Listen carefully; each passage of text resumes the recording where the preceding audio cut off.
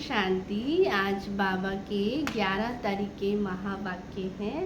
बाबा ने कहा, मीठे बच्चे, तुम बाप के पास आए हो अपने कैरेक्टर्स सुधारने। तुम्हें अभी दैवी कैरेक्टर क्या करने हैं? बनाने हैं।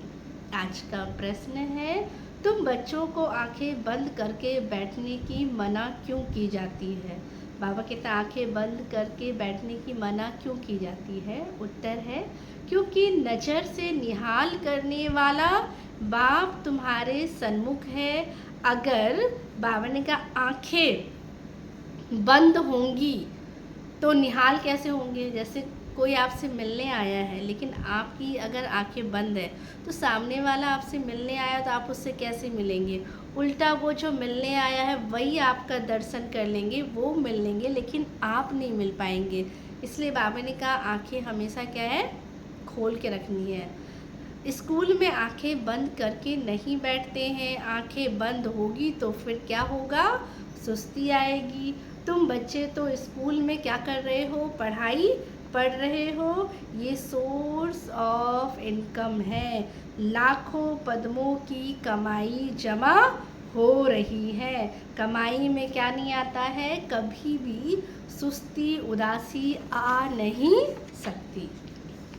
आज धारणा के लिए मुख्य सार है। फर्स्ट पॉइंट, जो संस्कार बाप में है वही संस्कार धारण करने हैं। बाप समान ज्ञान का सागर बनना है। देही अभिमानी होकर रहने का अभ्यास करना है। सेकंड पॉइंट है, आत्मा रूपी बैटरी को सतो प्रधान बनाने के लिए चलते फिरते याद की यात्रा में रहना है।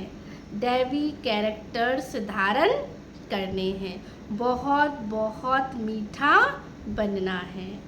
आज का वरदान है, त्रिकालदर्शी बन दिव्य बुद्धि के वरदान को कार्य में लगाने वाले सफलता संपन्न भव।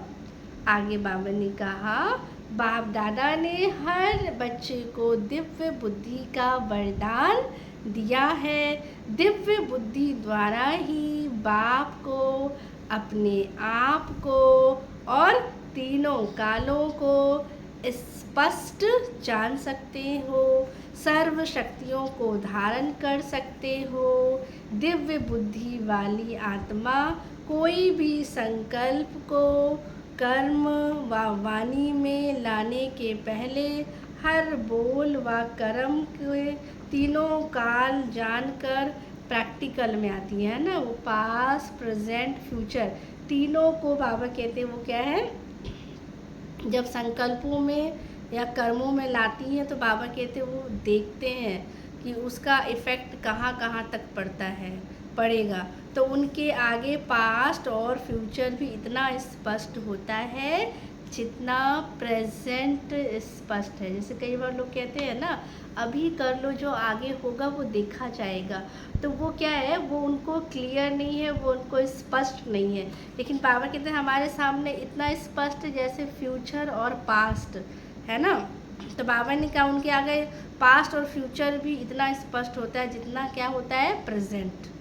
तो ऐसे दिव्य बुद्धि वाले त्रिकालदर्शी होने के कारण सदा सफलता संपन्न बन जाते हैं। तो बाबा ने कहा आगे जो होने वाला है, जो हो गया, वो सब उनके सामने क्या हो जाएगा? बिल्कुल क्लियर और स्पष्ट हो जाता है। स्लोगन है, संपूर्ण पवित्रता को धारण करने वाले ही, संपूर्ण पवित्रता को धारण करने वाले ही परमानंद का अनुभव कर सकते हैं।